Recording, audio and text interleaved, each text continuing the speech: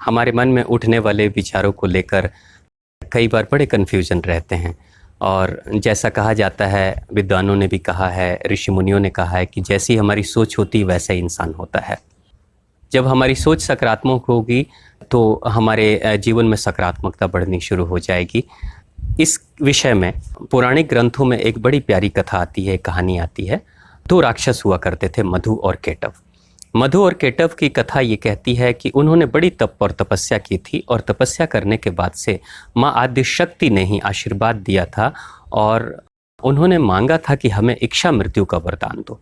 पहले तो अमर होना चाहते थे वो, लेकिन जब माँ ने मना किया तो उन्होंने कहा ठीक है, हमें इच्छा मृत्यु का वरदान दे दो। माँ ने ये कहा था कि जब तक तुम नहीं चाहोगे तब तक तुम्हें कोई नहीं मार पाएगा। तो इस तरीके से उन्हें इच्छा मृत्यु का वरदान प्राप्त हो गया, और उन्हें भी पता था कि जब तक हम नहीं चाहेंगे तब तक हमें कोई नहीं मार सकता। तो उन्होंने फिर कई तरह के अत्याचार करने शुरू कर दिए और कई तरह के पाप करने लगे, क्योंकि एक छत्र राज उनका हो गया, शक्ति की कोई कमी नहीं थी, कोई उसे मार नहीं सकता था। कोई जलचर, थलचर, नभचर, कोई देवी देवता, कोई स्त्री पुरुष, कोई भी नहीं मार सकते थे, क्योंकि उसे वरदान ऐसा प्राप्त हो गया था। तो दोनों राक्षस बड़े अत्याचार करने शुरू कर दिए। तो कथा ये कहती है कि भगवान ब्रह्मा के पीछे एक बार उन्हीं को खत्म करने के लिए उनके पीछे दौड़ने लगे। और जब भगवान ब्रह्मा भगवान विष्णु की शरण में जाते हैं तो भगवान विष्णु से दोनों राक्षसों का युद्ध होना शुरू हो जाता है।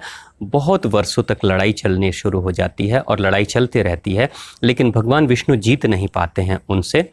तो एक बार उन्होंने कहा भगवान विष्णु ने कि ठीक है, मैं लड़ते लड़ते थक गया हूँ, एक बार हमें थोड़ा समय दे दो और फिर हम युद्ध करने हम आएंगे। तो दोनों राक्षसों ने बड़े अहंकार से भरकर और कहा था कि ठीक है, जाओ, अगर तुम मुझसे समय चाहते हो तो हम समय देने के लिए तैयार हैं, जाओ विश्राम कर लो।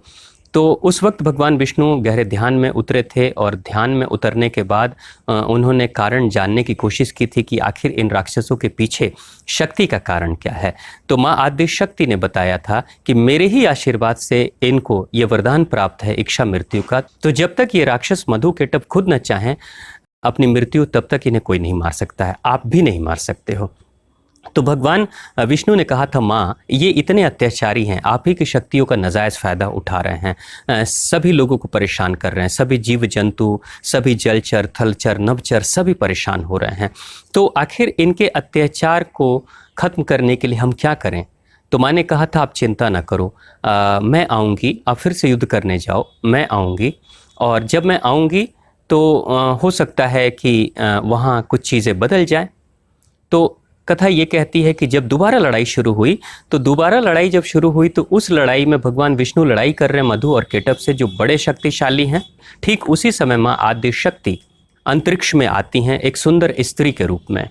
एक सुंदर स्त्री को देखकर भगवान विष्णु ने मन ही मन उनको प्रणाम किया था, माँ के रूप में देखा था। लेकिन जब मधु और केटव की नज़र पड़ी थी उस स्त्री के ऊपर, तो मधु और केटव के अंदर वासना जगी थी और नकारात्मक विचार जगे थे, और नकारात्मक विचार, अहंकार और वासना के जगने के कारण से युद्ध के दौरान जब भगवान विष्णु ने कहा था कि देखो मधु और केटव, मैं चाहता हूं कि तुम हमसे कुछ वरदान मांग लो, क्योंकि बहुत वर्षों से तुम युद्ध कर रहे हो, तुम दोनों थक गए होगे। तो स्त्री को सामने खड़े हुए देखकर अहंकार से भरकर मधु और केटव कहते हैं कि आप क्या वरदान दोगे, हमसे आप वरदान मांग लो कि आपको क्या चाहिए। तो ठीक उसी वक्त भगवान विष्णु ने कहा था कि मेरे हाथों ही तुम दोनों मरने का मुझे वरदान दे दो। उन्होंने माँ के तरफ में, उस स्त्री के तरफ में नकारात्मक विचारों से भरते हुए देखा था और भगवान विष्णु के तरफ बोला था कि ठीक है, जाओ, तथास्तु, जैसा तुम चाहते हो वैसा ही होगा। यानी उन्होंने अपनी इच्छा का वरदान दे दिया था भगवान विष्णु को, और इच्छा का वरदान देते ही ठीक उसी वक्त भगवान विष्णु ने अपना सुदर्शन चक्र चलाया था और दोनों की गर्दनों को काट डाला था, और वो दोनों मारे गए थे। तो कथा ये कहती है कि इंसान चाहे कोई भी हो, उसका नाश नहीं हो सकता है जब तक कि वो अपने मन में कोई नकारात्मक विचार उत्पन्न न करे।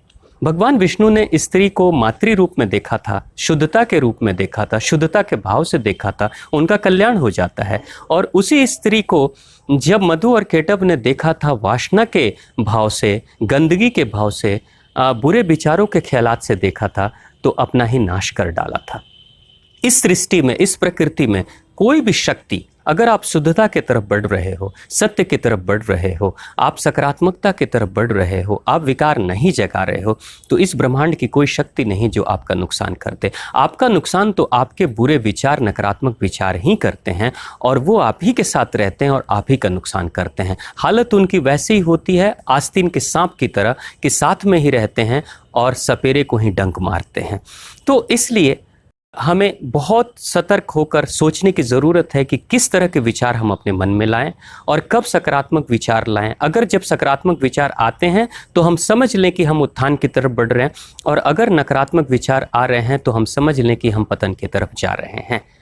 रावण का वध नहीं हो सकता था जब तक कि रावण नकारात्मक विचार अपने अंदर नहीं लाता। उसे चेतावनी उसके भाई कुंभकर्ण ने भी दिया था, विभीषण ने भी दिया था, उसके स्वयं के पुत्र मेघनाथ ने भी कहा था, सबने चेतावनी दी, उसकी पत्नी अर्धांगिनी मंदोदरी ने भी चेतावनी दी, लेकिन अपने नकारात्मक विचारों से मुक्त नहीं हो पाया। नतीजा ये हुआ कि उसका वध तो हुआ ही, साथ में उसके सैनिक भी मारे गए और लगभग सारे उसके संतान भी मारी गई। कंस की कथा जब आप सुनते हैं तो कंस को भी आकाशवाणी से चेतावनी मिली थी कि तुम जो गलत कार्य कर रहे हो उसका नतीजा ये होगा कि आने वाले वक्त में 8वीं संतान जो कृष्ण के रूप में देवकी की आएगी वो वध कर डालेगी तुम्हारा। तो वैसे स्थिति में प्रकृति ने चेतावनी दिया था कि अभी से नकारात्मक गतिविधियों को बंद कर दो। तो निश्चित तौर से अगर उसने अपनी नकारात्मक गतिविधियों को बंद कर दिया होता तो उसका नाश नहीं होता, लेकिन वो उन गतिविधियों को रोक नहीं पाता है, बंद नहीं करता है, और नतीजा ये होता है कि अंत में अपना ही नाश कर लेता है। ऐसे ही पुराने ग्रंथों में एक कथा आती है कि शिशुपाल भी एक ऐसा ही था जो रिश्ते में भगवान श्री कृष्ण का कोई रिश्तेदार ही लगता था, लेकिन जब शिशुपाल ने अभद्र बातें करनी शुरू कर दी थी, अशिष्ट बातें करनी शुरू कर दी थी, गंदी बातें जब शुरू कर दी थी, जब बुरी तरीके से भगवान श्री कृष्ण की भरी सभा में बेइज्जती करनी शुरू कर दी थी, तो उस वक्त भगवान श्री कृष्ण ने यही कहा था कि 100 गलतियां मैं माफ़ करूंगा और 100 गलतियों के बाद मैं तुम्हें माफ़ नहीं कर पाऊंगा। लगातार उसे चेतावनी मिल रही थी, लेकिन गलतियों पे गलतियां करते चला जा रहा था, और अंत में उसकी हालत हो गई कि 100 गलतियां पूरी हुई, घड़ा भरा और अंत में उसका नाश हो गया। अब शिशुपाल को भगवान कृष्ण नहीं मार रहे, शिशुपाल को शिशुपाल की गलतियां मार रही हैं। रावण को श्री राम नहीं मार रहे, रावण को रावण की गलतियां मार रही हैं। उसी तरीके से मधु केटव को भगवान विष्णु नहीं मार रहे हैं, मधु केटव के खुद के अंदर के बुरे विचार, नकारात्मक विचार ही उसके जान के दुश्मन बन रहे हैं। तो वैसे ही हम भी जिस जीवन को जी रहे हैं, अगर नकारात्मक विचार उठ रहे हैं तो नकारात्मक विचार हमारे ही दुश्मन बनेंगे और हमारा ही नाश करेंगे। इसलिए सतर्क रहने की बहुत ज़रूरत है। जब नकारात्मक विचार उठें, ऐसे किसी दृश्य को देखकर नकारात्मकता उठे, तो बेहतर है कि उसका पीछा ना करें। उसका पीछा करेंगे, विचार एक के बाद दूसरे, दूसरे के बाद तीसरे, तीसरे के बाद चौथे विचार आएंगे, और धीरे धीरे हालत होगी कि चारों तरफ हम नकारात्मक विचारों से भर जाएंगे। और नकारात्मक विचारों से जब भरेंगे तो हमारे स्वयं के ही नकारात्मक विचार हम ही को खत्म कर डालेंगे। धन्यवाद। आपका दिन शुभ हो।